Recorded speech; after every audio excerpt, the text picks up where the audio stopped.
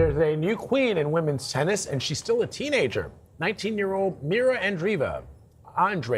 Is that right, Errol? Yes, of Russia won the French Open on Saturday. It's her first major title, but the victory didn't come out of nowhere. She's been in the ranking of the top 10 of the Women's Tennis Association since last year and has been considered a rising star since she first burst onto the scene as a 15-year-old.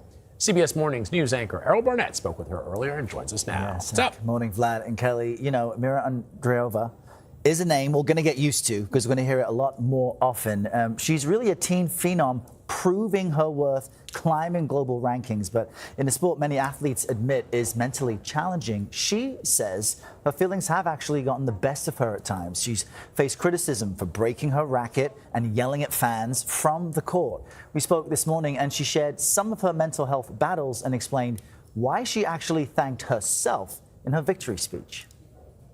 Starting from the round one, I felt like I was very, very nervous before almost every match that I've played. So I just felt like it was very, very important to, acknowledge it and thank myself for that, because it was not easy to adjust to the conditions and to adjust to all of the different opponents and to deal with your nerves and with the pressure. So I decided to say it once again when I was doing my speech.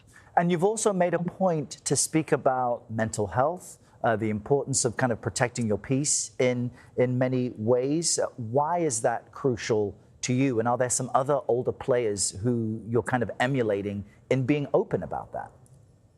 Yeah, I feel like, I've been through some struggles with that because I tend to be a little bit emotional on the court sometimes. So for me, it was very important to really work on that and to get better at that, because I feel like whenever I'm really focused and focused on how I play and what to do on the court, my game level is rising and it's so much higher.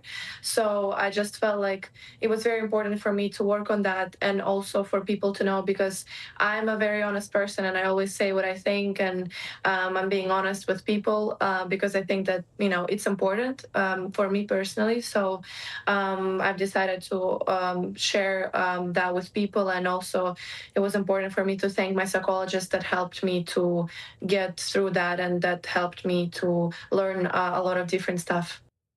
And she also shared with me that she just wished the excitement of her win lasted longer. This was just this past Saturday, so she's just now coming down from this huge high. And Wimbledon is just a few weeks away. And Vlad and Kelly, her coach, Conchita Martinez, is a former Wimbledon champion.